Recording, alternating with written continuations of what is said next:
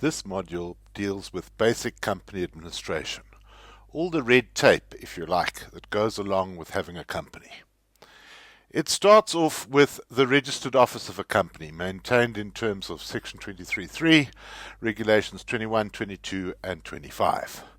A company has to have at least one registered office in South Africa and is required to file a notice of any change in registered address. We've got to know where the company is. That's a starter. Then continues. Unless the company records are kept at the registered office, the Commission must be notified as to where the location of the records is. Normally, in most cases, that would be the same address as the registered address, but sometimes it changes. Basically, the authorities need to know where the records are. On the company records, it says the company is required to keep certain records in terms of the legislation. They must be kept in written or convertible electronic format, i.e. they can be printed out, and they must be maintained for a period of 7 years or longer if so required.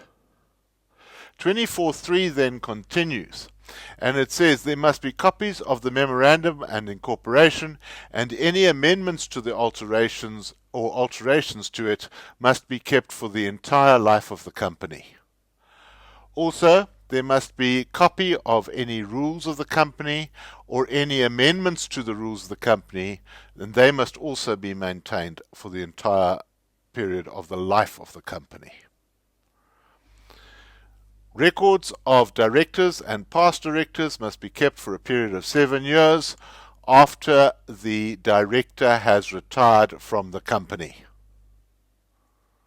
24.3 continues. Copies of all reports presented at annual general meetings must be maintained for 7 years. Annual financial statements, accounting records, notices and minutes of shareholder meetings, resolutions adopted at such meetings, and documents made available to holders of securities in relation to any resolutions must also be maintained for a period of 7 years.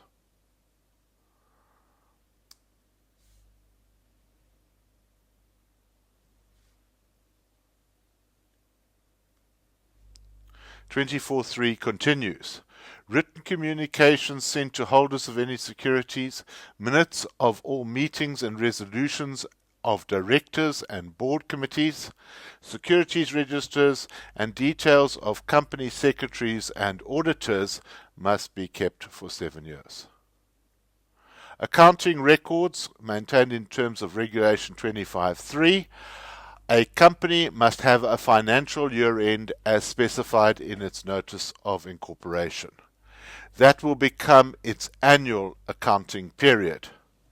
A company must keep accurate and complete accounting records in one of the official languages of the Republic. 25.3 then continues. It is an offence for a company to fail to keep records in the manner prescribed. It is also an offence to falsify a company's accounting records. And accounting records must be maintained in such a state that financial statements can be compiled from them and an audit or independent review conducted from them. You can see 25.3 is pretty extensive. It then continues even further.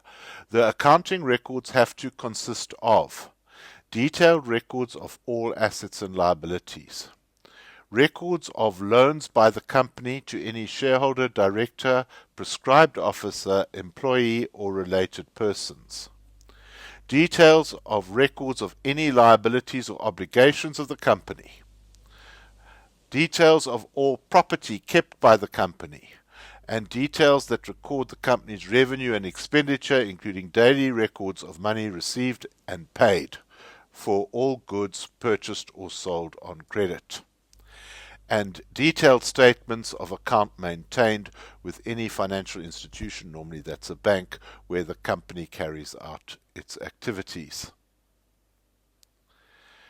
Section 33 then deals with the annual financial statements. It says a company must produce its annual financial statements within 6 months of its financial year end, and the Act requires that some annual financial statements will be audited and others will be subject to independent review. We will do a separate module on that. Certain small owner-managed businesses can be exempt from both audit and annual review. Again, we will go into that, but there will still be certain minimum information required that must be contained in annual financial statements. Remember, this is the Companies Act that is speaking here. There may be additional requirements in terms of the Income Tax Act. Again, we would go into this in a further module at a later stage.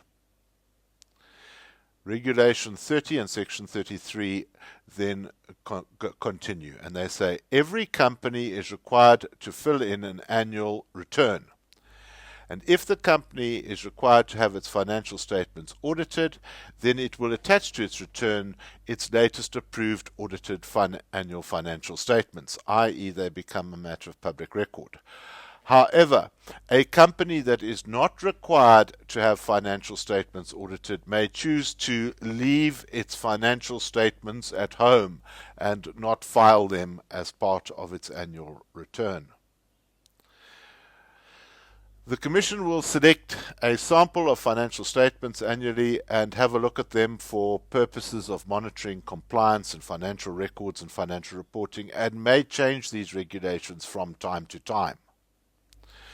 In addition to the requirements of the Companies Act, there are a number of other laws and regulations that a company will have to comply with. These include the Income Tax Act, the Value Added Tax Act, the various labour law requirements, the Consumer Protection Act, the Credit Control Act, and others.